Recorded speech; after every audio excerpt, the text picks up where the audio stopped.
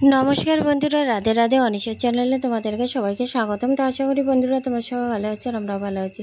তো চলো তোমাদের ভালোবাসা আর আশীর্বাদ নিয়ে দিনটা শুরু করি। আশা করি ব্লগটা তোমাদের অনেকটা ভালো লাগবে। স্কিপ না করে পুরো ব্লগটা দেখবে। তো যে যেখান থেকে দেখতেছো আমার পরিবারে জয়েন হয়ে যাবে আর আমাকে সাপোর্ট আর ভালোবাসা দিও। তো দেখতেই পাচ্ছ এটা আজকের ব্লগ না। ইদানিং আমি শরীর পুরো অসুস্থ আমার যাচ্ছে, তাই আমি ডেলি ব্লগ দিতে পারতেছি না। একদিন পর দিচ্ছি ব্লগটা। তো কিছু যদি ভুল হয়ে যায় তো মাফ করে দিও। তো সকাল সকাল এখানে আলু করতে বসছি, রান্না বসাবো। তো আজকে হলো নিরামিষ, যার জন্য আমি এই যে আলুর ডাল বানাবো আর বানাবো আলুরে ভাজি বানাবো। তো এগুলো আলু কিন্তু আমাদের কিনে রেখেছিল, আমাদের যখন অনুষ্ঠান হয়েছিল তখন এই আলুগুলো কিনে রেখেছিল। তো আলুগুলো না কেমন যেন পচে গেছে। তো শরীর আমার খুব ক্লান্ত, চলতেছে না, কিন্তু অতি কষ্টে আমি কাজ করতেছি, সংসারের কাজ। এতটা কষ্ট হচ্ছে কাজ করতে, তোমাদেরকে বলে বুঝাইতে পারবো না। আমি হামাগুড়ি দিয়ে কাজ করতেছি। তোমাদের সামনে হয়তো আমি কাজগুলো কি অবস্থায় ছিলাম না ছিলাম এই জিনিসগুলো তোমাদের সাথে আমি শেয়ার করতে পারিনি, কিন্তু আমি খুবই অসুস্থ। তো আমি রান্নাবান্না সেরে নিচ্ছি। এই যে বিছনাটা দেখতে পাচ্ছ গুটাচ্ছি, যে এখানে আমাকে স্লাইন লাগানো হবে, আমি স্লাইন লাগাবো। কারণ আমার এতটা অবস্থা খারাপ, কি বলবো, খুবই অসহায় অবস্থা। তো দিদিকে ফোন করেছি, দিদি এবার চলে আসবে। তো আমি এখানে আলুর ডাল বসাই দিয়েছি, সয়াবিন ভিজিয়ে রেখেছি, সয়াবিন দিয়ে আলুর ডাল বানাবো আর আলু ভাজি করব। তো এদিকেও কাজ করতেছি, শরীর কিন্তু চলতেছে না, শরীর ওভার হয়ে গেছে, এতটাই খারাপ কি আর বলবো, খুবই খারাপ অবস্থা। তো এগুলো আমি গুটিয়ে গাটিয়ে রাখতেছি, কারণ আমি বিছনায় পড়ে থাকলে এগুলো কী করবে, তাই না? তো যার জন্য তো দিদি তো আসতেছে, দিদিদের বাড়িতেও প্রচুর কাজ বলতে কি, দেখো ও দিন দুঃখী। কারণ ও একদিন যদি কাজ না করে ওর পেটে খাওয়ার জুটে না, ও খুবই গরিব।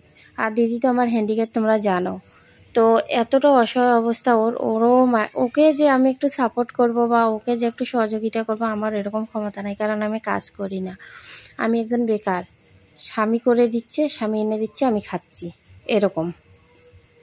তো যাকে, তো ও চলে আসলো, তার আগে আমাকে স্লাইন লাগাইছে। তো দেখতে পাচ্ছ ও এত গরমের মধ্যে আসছে হাঁপিয়ে, আমার কথা শুইনেই ও দৌড় মেরে চলে আসছে। ওরা মানুষের থেকে আদি এরি বলে, যে আদি এরি করে পাট করছে।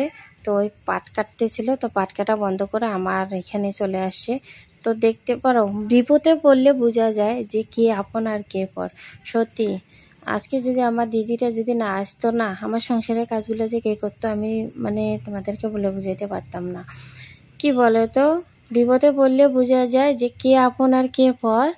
আর সব থেকে বেশি বিপদের কালে এই জিনিসটাও বোঝা যায় যে বিপদের বন্ধু কে। তো কি বলবো, তো দিদি আসার পরে যাবতীয় আমার সংসারে কাজ টাজ করতেছে। তো আমি এখানে স্লাইন লাগাই দিয়েছি, তো মেয়েকেও শোয়াই দিয়েছি আমার পাশে, কারণ মেয়েটা দিক দেওয়ার করতেছিল। তো কি বলবো, এতটা আমার অসহায় অবস্থা, কি বলবো আর, চলার মতন তো ক্ষমতা নাই। তো দেখতে পাচ্ছ যে বোনের প্রতি কতটা টান। দিদিকে আমি কত রকম করে গালাগালি করি, এই যে যেমন অভাবে থাকে, খেতে পারে না, পড়তে পারে না, যার জন্য দিদিকে কিন্তু আমি খুব গালাগালি করি। আমি ওকে গালাগালি করি এই কারণে, দিদি আমার কিন্তু হ্যান্ডিক্যাপ, তবুও কিন্তু ও সংসারের কাজ সব করে। তো কি আর বলবো, ওর এটা কর্মের দোষ, কারণ দুই বোনের মধ্যে ও হ্যান্ডিক্যাপ হয়ে গেছে। তো যাকে, তখন অবস্থা আমাদের খুব খারাপ ছিল, সেরকম ওকে ট্রিটমেন্ট করতে পারে নাই, যার কারণে এরকম অবস্থা। তো যেই পরিবারে বিয়ে দিছে ওই পরিবারও খুব গরিব, কারণ ও হ্যান্ডিক্যাপ ছিল, যে যার জন্য বলছিল সেরকম পরিবারও পাবে না। কিন্তু এটা ভুল কথা, এর থেকেও ভালো পরিবারও পাইতো, কারণ হ্যান্ডিক্যাপ হইলেও ও তো সব কিছু করতে পারে, তাহলে কেন পারতো না? পারতো। কিন্তু আমার বাবারাই, ওইটা মনে করো ভুল, যে বাবারাই ভাবছে যে ও হ্যান্ডিক্যাপ, সেরকম হয়তো ভালো পরিবার পাবে না। এমন একটা পরিবারে দিয়েছে বিয়া, যে ওর বর কি বলবো, এতটা মাতাল, বলে বোঝাইতে পারবো না, এগুলো বলাটা ঠিক না। তো যাকে যা হয়েছে হয়েছে, ওর কর্মে যেটা আছে সেটাই হবে, এর থেকে আর কি বলবো।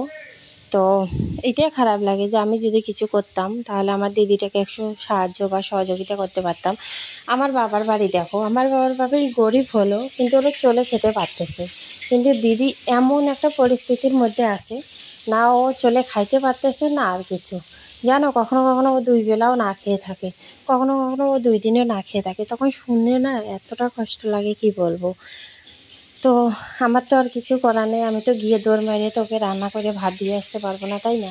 তা আমারও তেল মাথার মধ্যে তেল টুল একবারে বসিয়ে দিয়ে যাচ্ছে, কারণ প্রচুর মাথা ঘোরাচ্ছে আর এতটাই শরীর খারাপ কী আর বলবো, মানে বলে বুঝাইতে পারবো না।